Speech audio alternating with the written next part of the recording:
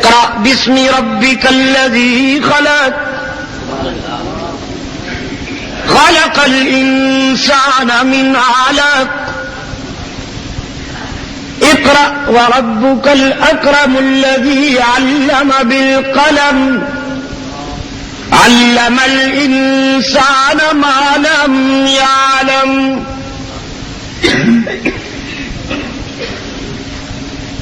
اب سرکار دو عالم صلی اللہ علیہ وسلم نے بھی پڑھنا شروع فرما دیا. یہ آغوش میں لینا جو تھا اسی میں وہ بات ہو گئی جس کے متعلق ایک اور مقام پہ قرآن کریم میں ارشاد ہوا وَلَقَدْ أَوْحَيْنَا إِلَيْكَ رُوحًا مِّنْ أَمْرِنَا مَا كُنْتَ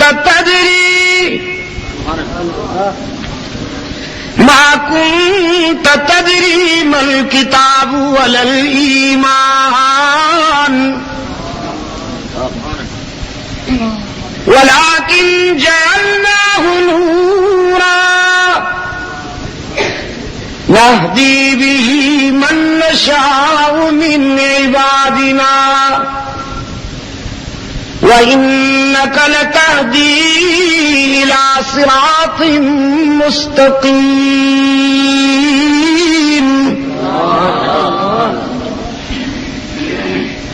میرے محبوب ہم نے روشنیوں اور اجالوں کو تیرے سینے میں اتار دیا. ہم نے روشنیوں کو تیرے سینے میں اتار دیا. اگرچہ آپ نے کسی سے پڑھنا لکھنا نہیں سیکھا تھا. ما كنت تدری ما الکتاب ولا الایمان. آپ تو امی تھے. آپ تو امی تھے. آپ کسی کے شاگرد نہیں، لیکن ہم نے آپ کو یہ مقام عطا کیا کہ ساری کائنات کو آپ کا شاگرد بنا دیا. قیامت تک جس کسی کے ہاں جو بھی علمی فیوز پہنچیں گے وہ تیرے ہی قدموں کی برکت سے. وَلَكِنْ جَعَلْنَاهُ نُورًا.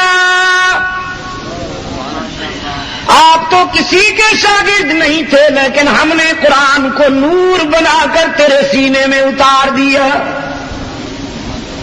کس کو؟ پشاور کے دوستو، کس کو نور بنا کر؟ قرآن نور ہے نا. وَلَكِنْ جَعَلْنَاهُ نُورًا. ہم نے قرآن کو نور بنا کر تیرے سینے میں اتار دیا. نَهْدِي بِهِ مَن نَّشَاءُ مِنْ عِبَادِنَا. ہم جس پہ چاہتے ہیں یہ فضل کر دیتے ہیں.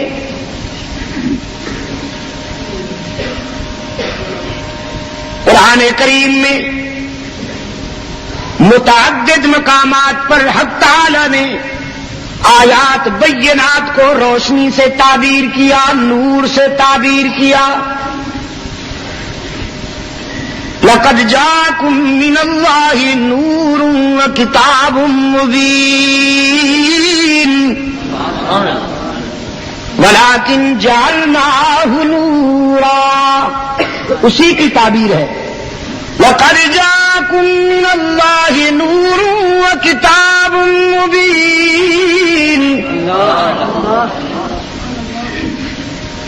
بات تو ہو رہی ہے قرآن کی، لیکن اجمی فنکاروں کو داد دیجئے، چور بازاری کے کتنے نفیس ماہر ہیں. انہوں نے اس تعبیر سے سرکار دو عالم صلی اللہ علیہ وسلم کی انسانیت و بشریت کا انکار کر دیا. حالانکہ بات کتاب اللہ کی ہو رہی ہے. میرے عزیز دوستو، رحمت عالم صلی اللہ علیہ وسلم نے پڑھنا شروع فرمایا لیکن پڑھنے میں ذرا تیزی تھی، زبان میں ذرا تیزی تھی۔ حق تعالی نے فرمایا لا تحرک به لسانک لتعجل به، لا تحرک به لسانک لتعجل به۔ محبوبم زبان جلدی کیوں چلاتے ہیں آپ، تیزی کیوں کرتے ہیں؟ خداوندہ کوئی جملہ، کوئی لفظ، کوئی حرف رہ نہ جائے، روح الامین کی زبان سے قرآنی آیات کو اپنے حافظے میں محفوظ کرنے کے لیے جلدی پڑھتا ہوں۔ حق تعالی نے فرمایا ان علینا جمعہ وقرآنہ فَإِذَا قَرَأْنَاهُ فَاتَّبِعْ قُرْآنَهُ ثُمَّ إِنَّ عَلَيْنَا بَيَانَهُ۔ یہ کیسے ہو سکتا ہے کہ کوئی جملہ، کوئی لفظ، کوئی حرف چھوٹ جائے؟ میرے محبوب، قرآن کو آپ کے دل میں اتارنا بھی ہماری ذمہ داری، پھر آپ کی زبان سے جاری کروانا بھی ہماری ذمہ داری، اور پھر قرآن کے مفاہیم و معانی اور حکمت و بلاغت کے ساتھ آپ کی زبان سے بیان کروانا بھی ہماری ذمہ داری۔ پہلا سبق لے کر حرا کا خلوت نشین امام الانبیاء والمرسلین خاتم النبیین والمعصومین گھر تشریف لائے ہیں اور اپنی رفیقہ حیات سے فرماتے ہیں انی خشیت علی نفسی، خدیجہ مجھے تو جان کی فکر ہے، ہیبت تھی، روب تھا وحی کا، سرکار دو عالم صلی اللہ علیہ وسلم کے جسم پر سنسنی طاری تھی، پسینہ آیا ہوا تھا۔ فرمایا زملونی زملونی زملونی، مجھ پہ کمبل ڈال دو، مجھ پہ کمبل ڈال دو، مجھ پہ چادر ڈال دو۔ دنیا کی وہ خوش نصیب خاتون، دنیا کی وہ خوش نصیب خاتون جس کی بیوگی یوں آباد ہوئی کہ کسی کی دوشیزگی بھی اتنی آباد نہ ہو سکے۔ چادر لائی، رحمت عالم صلی اللہ علیہ وسلم پہ کمبل ڈالا، سرہانے بیٹھ گئی، فرمایا کلا واللہ لا یخزیک اللہ ابدا انک لتصل الرحم وتحمل الکل وتکسب المعدوم وتقری الضعیف وتعین علی نوائب الحق۔ مجھے اللہ کی قسم، او میرے سرتاج اللہ کے محبوب، آپ گھبراتے کیوں ہیں؟ آپ جانتے ہیں کہ آپ کا وارث کون ہے، ناممکن ہے کہ آپ کو کوئی نقصان پہنچ جائے، مجھے اس کی جلالت کی قسم کہ خدا آپ کو کبھی نقصان نہیں پہنچنے دیں گے، کیونکہ آپ صلہ رحمی کرنے والے ہیں، آپ توڑنے والوں سے جوڑنے والے ہیں۔ صلہ رحمی کے کیا معنی ہے؟ توڑنے والوں سے جوڑنا، جوڑنے والوں سے جوڑنا نا، جو آپ سے توڑے آپ ان کے ساتھ جوڑیں، یہ صلہ رحمی ہے۔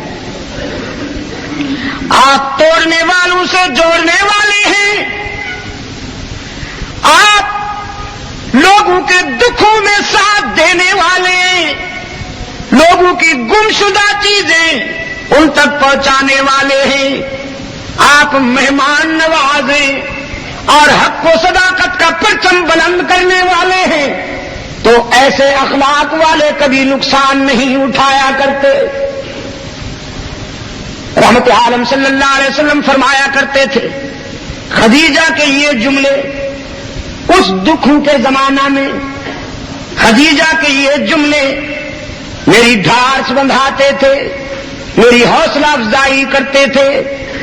ساری دنیا بھی اگر دوست بن کر میرا ساتھ دیتی تو میرے دل کو اتنی تسلی نہ ہوتی جتنا خدیجۃ الکبریٰ کے ان جملوں سے میرا دل مطمئن ہو جایا کرتا تھا،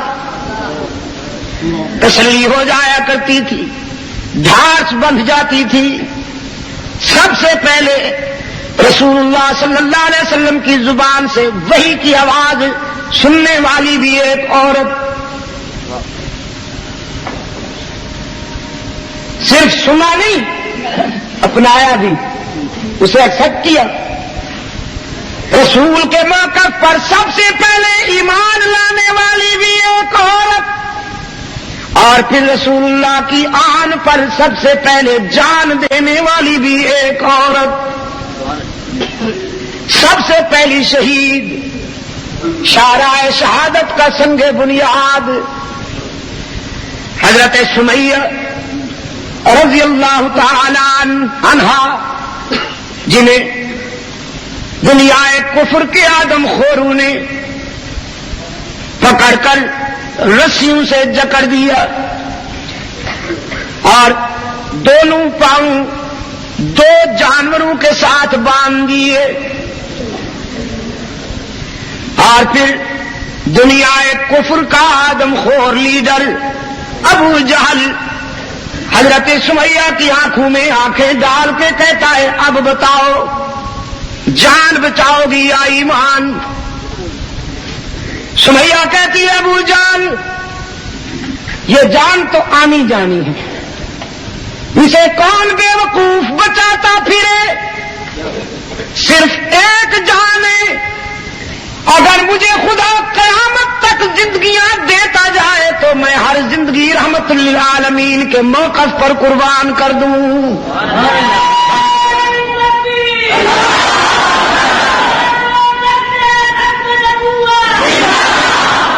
جان دے دوں گی لیکن رحمت للعالمین کا دامن نہیں چھوڑوں گی۔ دل کی گہرائیوں سے کہہ دو رضی اللہ تعالی عنہا، رضی اللہ تعالی عنہا۔ اسلام کی تاریخ میں پہلی شہید حضرت سمیہ رضی اللہ تعالی عنہا۔ میرے عزیز دوست، سرکار دو عالم صلی اللہ علیہ وسلم کے موقف پر ایمان لانے والی بھی سب سے پہلے ایک عورت، رحمت عالم صلی اللہ علیہ وسلم کے موقف پر جان دینے والی بھی ایک عورت۔ اور سنو، جب سنگ دل یہود